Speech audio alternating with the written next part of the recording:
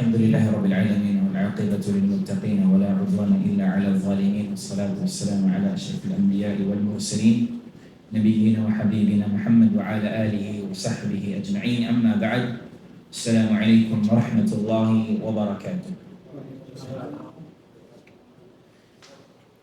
أيها الإخوة الكرام, lahat ng papuri at pasasalamat at pagdakila para lamang sa Allah subhanahu wa ta'ala. Purihin dakilain natin Allah subhanahu wa ta'ala.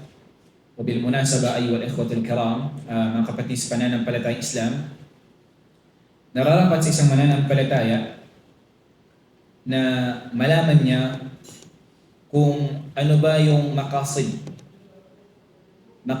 ng Hajj.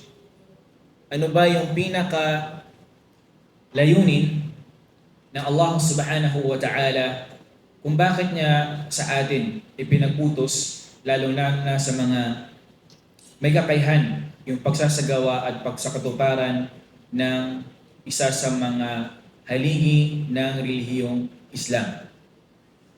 At ang bagay na yan, ayyuhal ikhwatul kiram, nararapat nating malaman nang sa gayon ay mapag-isip-isip natin kung paano ito ipinag-utos na Allah subhanahu wa ta'ala sa kanyang propeta sallallahu alaihi wasallam, at ito ay ginawa rin siyempre ng mga sahaba, mga kumpanyon, kasamahan ng mahal nating propeta Muhammad sallallahu alaihi wasallam, at gayon din siyempre ang umma na ito.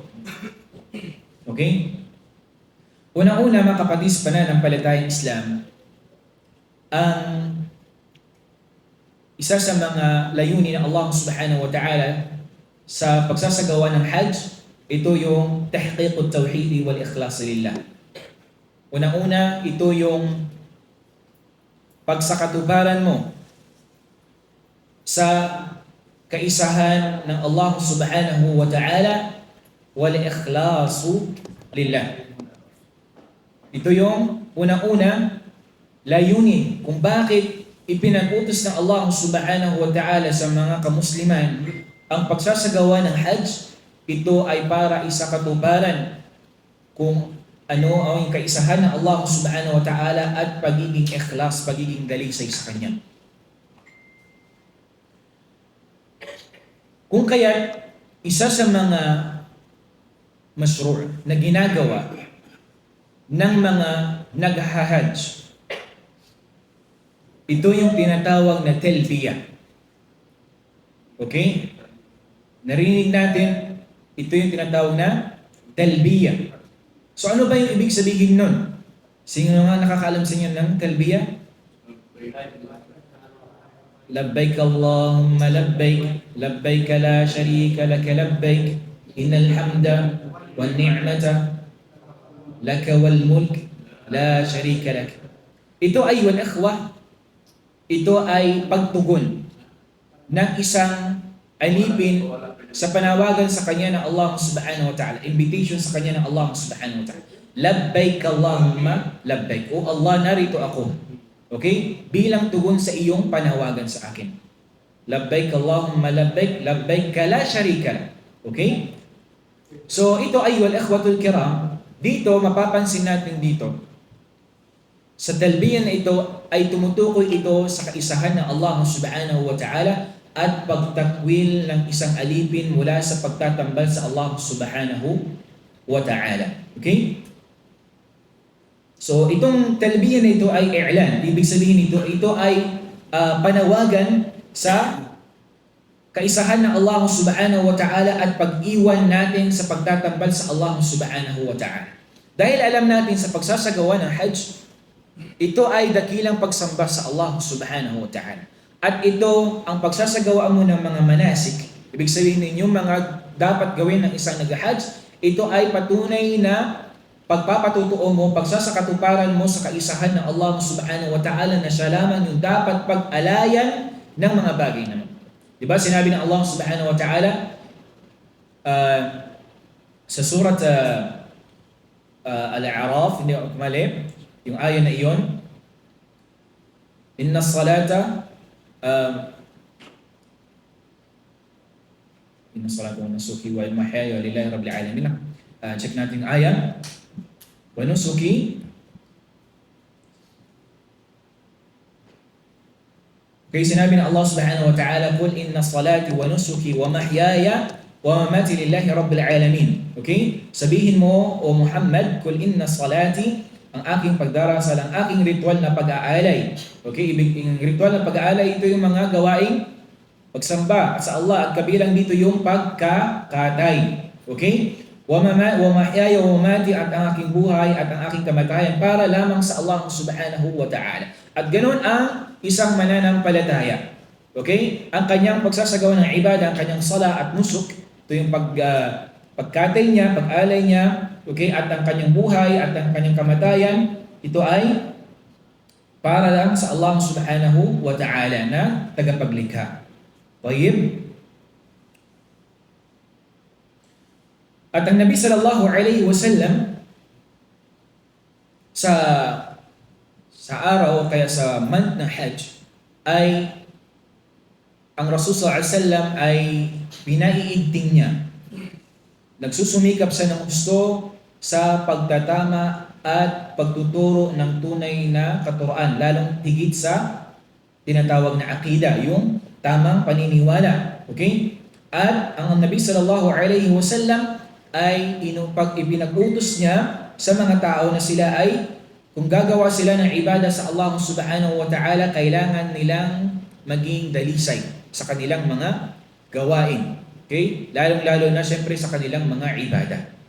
Dahil alam natin na ang ibada na ito, kapag ito ay isinagawa nila liban sa Allah subhanahu wa ta'ala, hindi ito tatanggapin sa kanila ng Allah subhanahu wa ta'ala. Okay? Gayon sinabi ng Allah subhanahu wa ta'ala, "Wa atimmul hajj wal umrata lillah." Okay? At buuin ninyo, kumpletuhin ninyo ang hajj at ang umrah para sa Allah subhanahu wa ta'ala. At ang hajj ay, wal ikhwatul kiram, sa pagsasagawa ng hajj, ito ay tinatawag din na madrasa.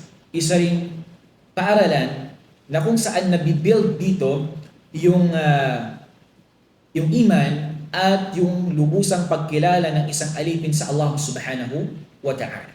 Dahil alam natin, wala kang ibang gagawin sa hajj maliban na lang na ikaw ay magsamba sa Allah. 'Di ba? Pagdating mo pa lang ng Makkah, 'di ba? Magtatawaf ka, tawaful qudum. Ibig sabihin nun yung pag-entrance mo doon, yung magtatawaf na entrance ka. So yun ay ibada na agad sa Allah subhanahu wa ta'ala. Hindi ka pa nakakarating doon sa ibang mga lugar na ipinag-utos na ikaw ay mag-stay. Pagtapos mo doon, pupunta ka na ng Mina. Ang gagawin mo doon sa Mina, hindi ka maglalaro, hindi ka magtatambay doon, makikipagtsikahan, o ano mga gawain. Ang gagawin mo doon ay ibada sa Allah subhanahu wa ta'ala. Ang pag-stay mo doon ay isang ibada sa Allah dahil yun ay pinag-utos ng Islam ng Rasul sallallahu alaihi wasallam. At ang gagawin mo doon sa Mina ay magsasagawa ka ng salawat. 'Di ba? Magdidikir ka at iba pang mga gawain pagsamba. Pagkatapos nun, sa ka-9th day, pupunta na ng Arafah. 'Di ba? Al-wuquf bi Arafah. Ang gagawin doon ng mga kamusliman, ang mga na-hajj, mag-stay sila sa Arafah. Anong gagawin nila? Matutulog ba sila o hindi? Buong maghapon yun hanggang sa gurub ng Shams, hanggang sa lumubog yung araw, ang gagawin nila mag-ibada sa Allah. 'Di ba? Mag-ibada sa Allah subhanahu wa ta'ala. Mag-dhikr. At siyempre, lalo higit, siyempre yung dua ng isang alipin. Ang dua ng isang alipin sa Yawm Arafah, ito ay mustajab, lalo sa mga nag-hajj. Okay? So, after mo nun, after ng Arafah, lilipat ng Muzdalifah, mag-stay ka doon. Yun ay ibada rin sa Allah. Pagdating mo doon, magsasala ka ng Maghrib, magsasala ka ng Isha. Diba? So, puro ibada yung gagawin ng isang alipin. Pagdating mo, diba? Kinabukasan sa ika-10th day, pupunta na kababalik na ng Mina, diba? At kayo ay magbabato na ng Jamrat. Jamrat al-Kubra. Yung pinakamalaki. Okay? So doon, yun ay gawain ng ibada rin dahil yun ay pinag-utos ng Islam sa atin. Lalo sa mga nag-hajj. Pinag-utos ng Allah subhanahu wa ta'ala ng Rasul sallallahu alaihi wasallam sa mga nag-hajj. Okay? So yun ang gagawin ng isang alipin kung kaya dito nabibuild yung pagiging ay yung iman ng isang mananampalataya at gayon din yung katapatan at kadalisayan ng isang alipin sa Allah subhanahu wa ta'ala. Kaya minsan, kung mapapansin ninyo, yung galing nag-Hajj, Masya Allah, talaga makikita mo sa kanya na mas nag-improve yung kanyang iman, di ba?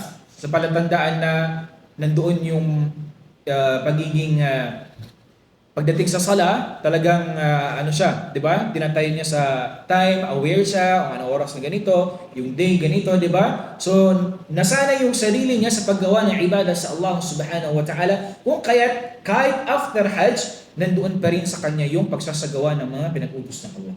At kabilang din ay ikhwa, sinasabi ng mga scholar natin, kabilang sa palatandaan na tinanggap ng Allah Subhanahu wa Ta'ala yung Hajj ng isang tao, ay mas nakikita sa kanya yung napabuti siya ng gusto. Okay? Ibig sabihin nun, kung siya ay nagiging pabaya, halimbawa, before siya nagsagawa ng Hajj, at after ng Hajj ay mas nag-improve yung pagsasagawa niya ng ibadah sa Allah Subhanahu wa Ta'ala, palatandaan yun na tinanggap sa kanya ng Allah Subhanahu wa Ta'ala yung kanyang pagtatayo o kaya pagsagawa ng Hajj. Okay? Pangalawa ay wal ikhwatul kiram, ito yung pagdakila natin sa mga simbolo palatandaan ng Allah Subhanahu wa Ta'ala. Okay? Katulad halimbawa dyan, syempre, yung Masjidil Haram, di ba? Yung Makkah, Haram, yung Mina, di ba? Yung Arafat, at yung Muzdalifah. Okay? So ito yung mga lugar na ito ay isa sa mga sha'air, ibig sabihin sa ito sa mga simbolo palatandaan ng Allah Subhanahu wa Ta'ala. Okay? Pangatlo ay wal ikhwatul kiram, tahqiq at-taqwa wa tazkiyat an-nafs. Sa pagsasagawa ng Hajj ay mas na-improve natin, mas napapatutuo natin, mas nakikita natin yung kung gaano na ba yung pagkatakot. Ibig sabihin nun, yung level ng takot natin sa Allah Subhanahu wa Ta'ala ay mas na-improve din. Okay? Mas na-improve yung ating pagkatakot sa Allah Subhanahu wa Ta'ala. At syempre, malinis natin yung ating mga sarili. Okay? Syempre, alam natin, sa Hajj, kailangan mong magsabar. Diba? Kailangan mong iwasan kung ano yung mga ipinagbabawal sa Hajj. Kasi kapag ginawa mo yun, although sabihin natin hindi alam, hindi nakita ng ibang tao, pero ay alam na Allah Subhanahu wa Ta'ala ay nabibuild na improve yung yung taqwa ng isang tao sa Allah Subhanahu wa Ta'ala. Okay? Ganun din siyempre yung pagsasabar.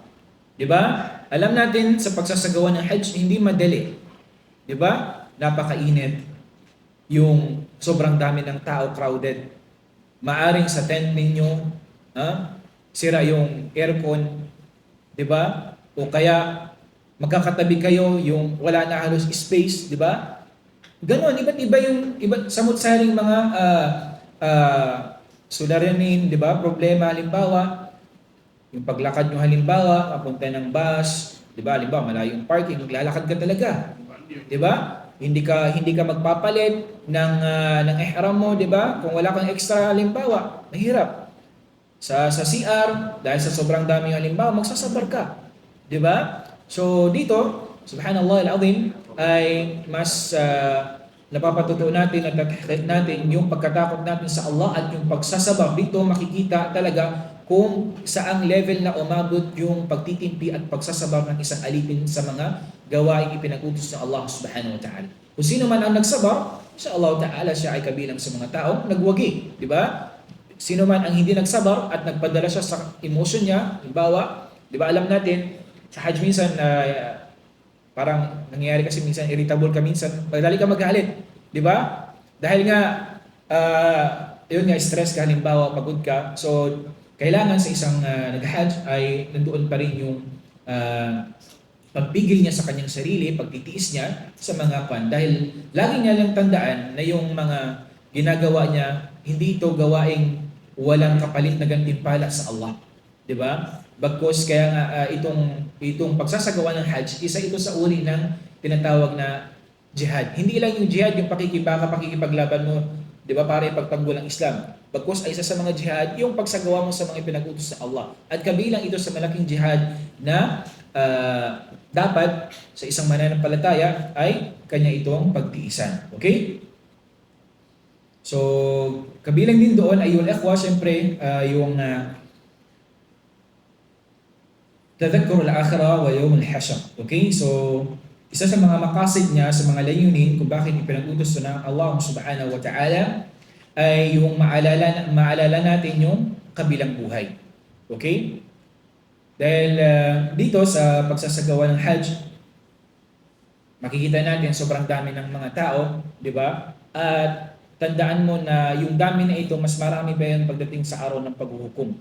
Okay? Na lahat tayo bubuhay ng Allah subhanahu wa ta'ala, tayo ay haharap sa Allah subhanahu wa ta'ala. Okay?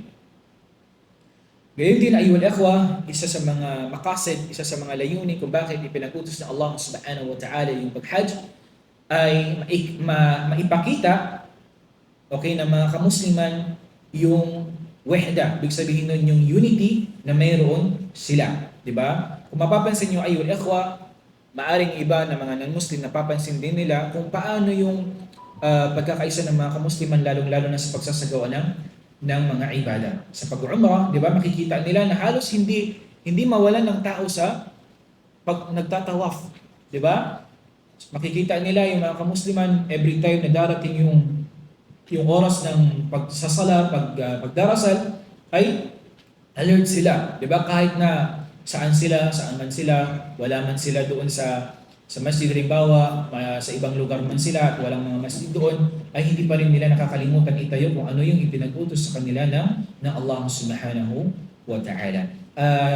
Panglima, pang-anim ay yung ikhwa, syempre, ito yung isa sa mga layunin ay pagsunod sa sunnah ng Propeta Ibrahim alayhi salatu wassalam, di ba? Gayon din ay ginawa ng kanyang asawa na si Hajar, yung kanyang pagtakbo sa pagitan ng Safa wal Marwa, at kay Ibrahim alayhi salatu wassalam yung pag-alay niya sa kanyang anak na si Ismail alayhi salatu wassalam. At syempre, at sa